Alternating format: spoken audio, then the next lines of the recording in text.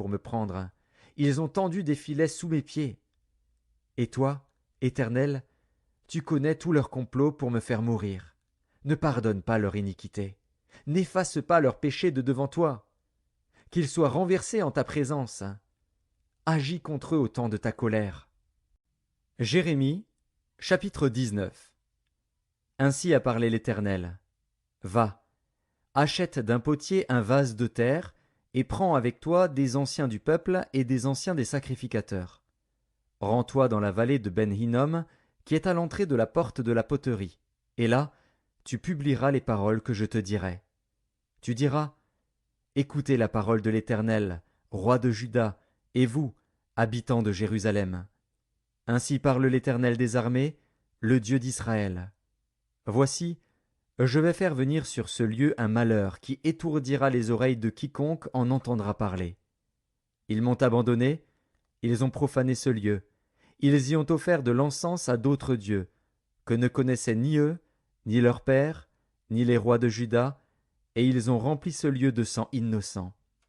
Ils ont bâti des hauts lieux à Baal, pour brûler leurs enfants au feu en holocauste à Baal, ce que je n'avais ni ordonné ni prescrit, ce qui ne m'était point venu à la pensée.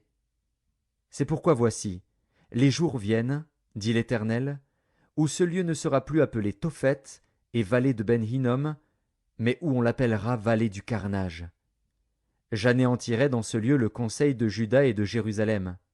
Je les ferai tomber par l'épée devant leurs ennemis et par la main de ceux qui en veulent à leur vie.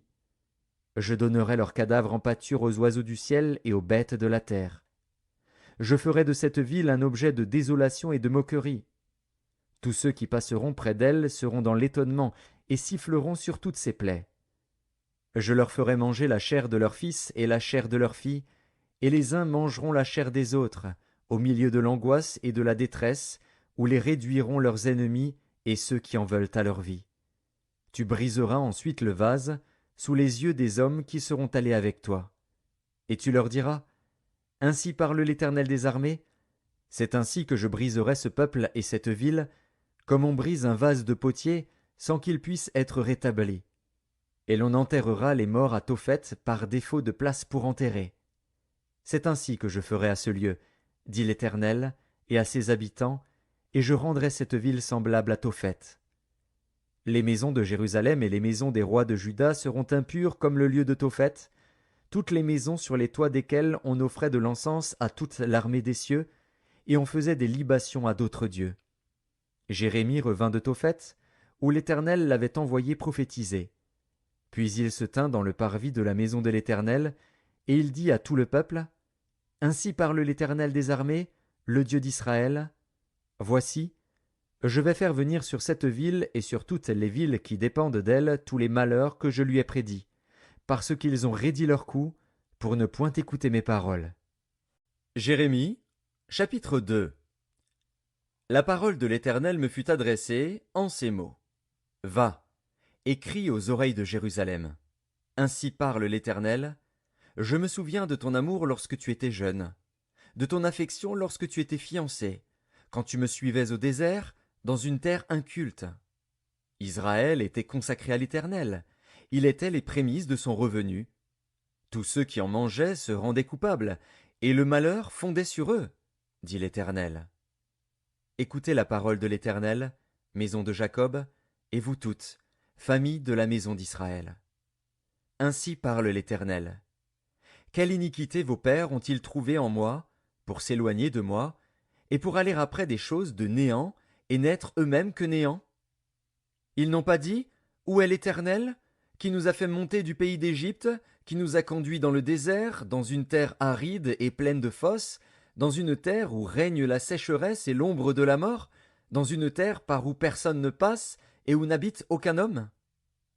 Je vous ai fait venir dans un pays semblable à un verger, pour que vous en mangiez les fruits et les meilleures productions.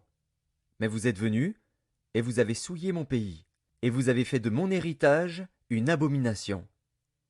Les sacrificateurs n'ont pas dit, où est l'Éternel? Les dépositaires de la loi ne m'ont pas connu. Les pasteurs m'ont été infidèles. Les prophètes ont prophétisé par Baal, et sont allés après ceux qui ne sont d'aucun secours. C'est pourquoi je veux encore contester avec vous, dit l'Éternel. Je veux contester avec les enfants de vos enfants. Passez aux îles de Kittim et regardez. Envoyez quelqu'un à Kédar, observez bien, et regardez s'il y a rien de semblable.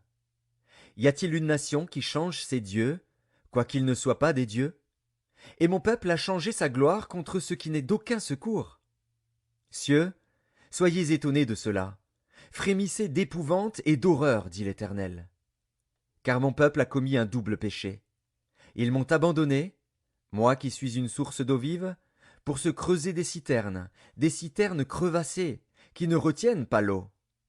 Israël est-il un esclave acheté, ou né dans la maison? Pourquoi donc devient-il une proie? Contre lui les lionceaux rugissent, poussent leurs cris, et ils ravagent son pays. Ses villes sont brûlées, il n'y a plus d'habitants. Même les enfants de Noph et de Tachpanès te brisent